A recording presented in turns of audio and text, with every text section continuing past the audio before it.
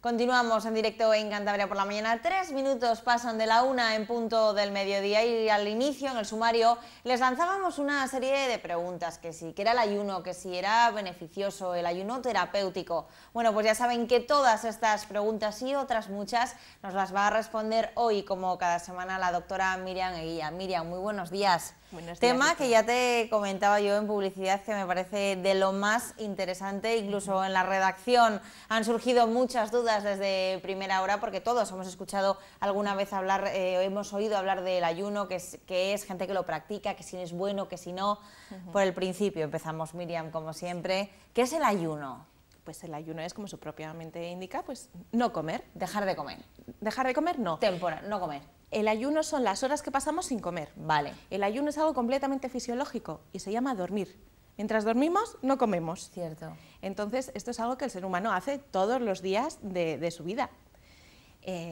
Sí que es cierto que últimamente está más en boca de todos el ayuno intermitente. Vale. El ayuno intermitente consiste en pasar unas horas comiendo y otras horas sin comer. Algo completamente fisiológico que también hemos hecho toda la vida.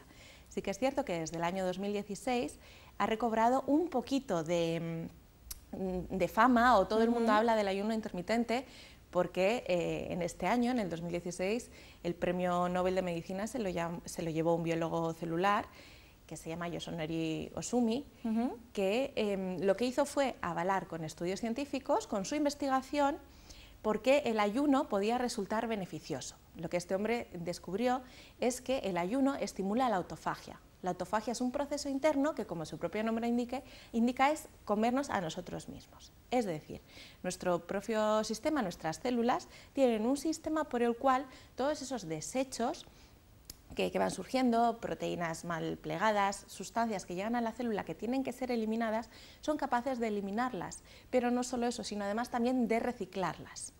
Por ejemplo, esto puede ocurrir con sustancias tóxicas, sustancias de desecho, con virus, con bacterias. Lo que hacen nuestras células es almacenarlas en los lisosomas, que son los orgánulos celulares, y en ellos se produce una especie de digestión, como si fueran el estómago de la célula.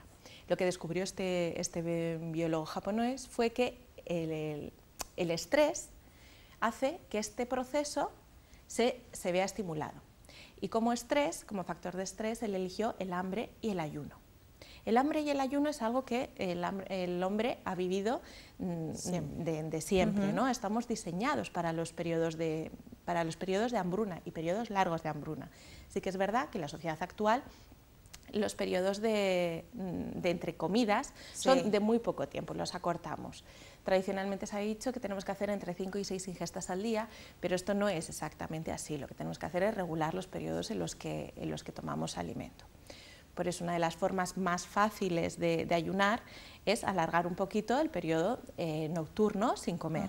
Las 8 horas de sueño que deberíamos hacer todos, alargarlo un poquito hacia las 12 horas. Miriam, hablamos también de ayuno terapéutico. ¿En qué consiste?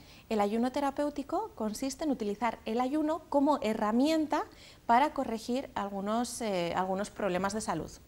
Lo primero que se nos puede venir a la cabeza es, si pasamos más tiempo sin comer, es la regulación del peso, controlar el peso corporal ayunando.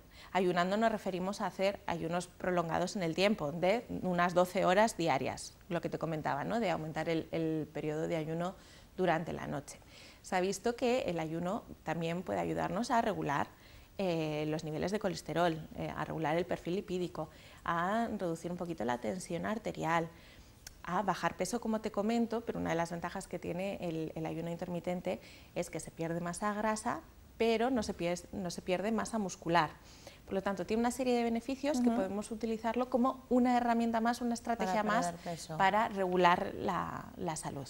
Tipos de ayuno, porque haces referencia al de 12 horas, pero hay varios, ¿no? Sí, cuando hablamos de ayuno intermitente lo clasificamos según los periodos de ingesta y de ayuno que vamos a hacer.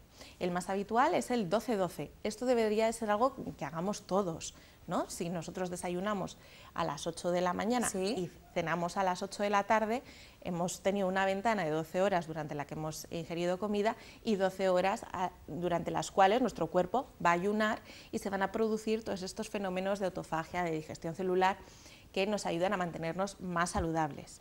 Cuando alargamos esta ventana de horas de ayuno, ¿Sí? Hablamos del ayuno 16-8, que también se ha visto que puede ser beneficioso para estimular la autofagia. Esto quiere decir que hay una ventana de 8 horas durante las cuales vamos a ingerir alimento y 16 horas en las que no tomamos alimentos. Esto es fácil de hacer. Si, por ejemplo, desayunamos a las 10 de la mañana y nuestra última comida es a las 6 de la tarde, como hacen muchos europeos. Cierto, que adelantan la cena. Eso es, adelantamos la hora de la cena. Otra cosa que a veces también se puede hacer es saltarnos el desayuno o saltarnos la cena, cualquiera de esas dos opciones. Si vamos alargando un poquito el ayuno, ¿Sí? podemos hablar del ayuno de 24 horas. Es decir, yo desayuno un lunes a las 8 de la mañana y no vuelvo a ingerir hasta las 8 de la mañana del día siguiente. Aquí estamos favoreciendo también los procesos de autofagia y de regeneración del organismo. Otro ayuno que podemos hacer es más prolongado, que es el de 36 horas. 36 horas. Igualmente, si yo desayuno a las 8 de la mañana del lunes, no volvería a tener ninguna ingesta hasta las 8 de la tarde del martes. Ahí estarían pasando realmente un poquito más de 24 horas sin comer absolutamente nada. Y además de estas 24 horas 36, ¿se puede hacer un ayuno todavía más prolongado? Se pueden hacer ayunos más prolongados, existen los ayunos prolongados, pero en este caso yo sí que recomiendo que estén controlados por un médico o por un equipo médico. ¿No? Sí que se pueden hacer, hay datos documentados de ayunos más largos y, como se ha visto, mejorar en algunas patologías, pero siempre con un control profesional.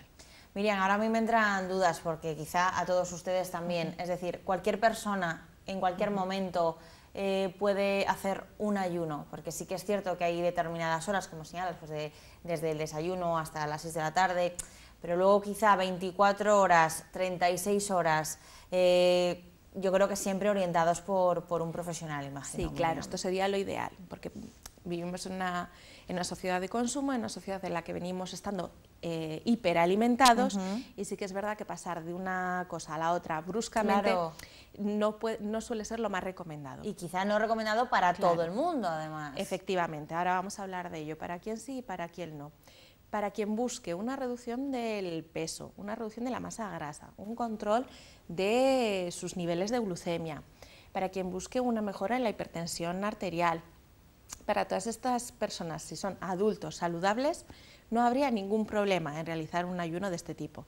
Lo que sí que recomendamos, o lo que desde mi parte recomiendo, es empezar progresivamente, empezar desde un ayuno 12-12, después pasar a uno 16-8, etcétera, e ir viendo cómo se va adaptando cómo se va adaptando esta persona al ayuno, porque al final el ayuno es un agente estresor. Y estresar a una persona estresada a veces nos trae más problemas que beneficios, efectivamente. Entonces, lo que recomiendo es eso, ir probando paulatinamente. Pero para quienes no es el ayuno, bueno, en primer lugar, el ayuno no es para aquellas personas que tengan antecedentes personales de trastornos de la conducta alimentaria. No podemos empezar a recomendar saltarnos comidas porque sí.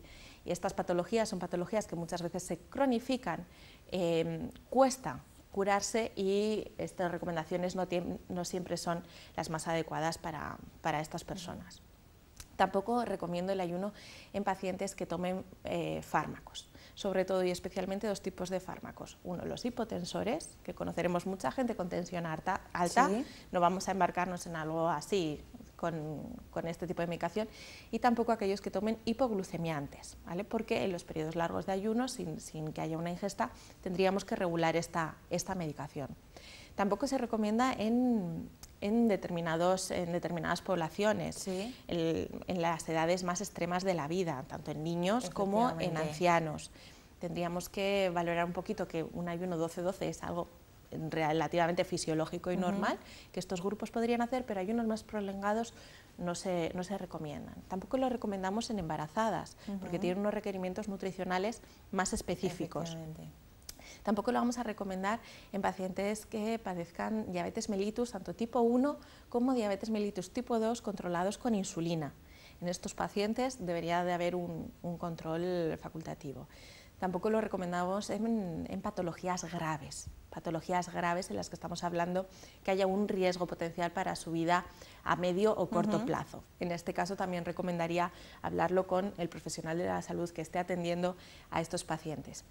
Y bueno, por supuesto, si el ayuno no va contigo, tampoco te fuerces a hacer un ayuno. Claro, porque además, ¿cómo empezarlo, Miriam? O sea, hay que estar mentalizado. Por supuesto, yo les recomiendo, aunque lo estemos hablando aquí, que se pongan en contacto con la doctora para cualquier tipo de duda, porque a mí me parece más complicado de lo que parece el voy a hacer el ayuno. Es decir, por favor, pónganse en contacto con una profesional como contigo, Miriam, pero ¿cómo empezar ese ayuno? Es decir, poco a poco, mañana voy a empezar mi ayuno, cuando nos entren quizá esas debilidades a lo largo del día, porque como señalas, estamos sobrealimentados y yo creo que todos pensamos, no, yo no podría hacerlo. Claro que podríamos hacerlo, pero ¿cómo, Miriam? Porque hay horas muy complicadas además. Claro, efectivamente, hombre.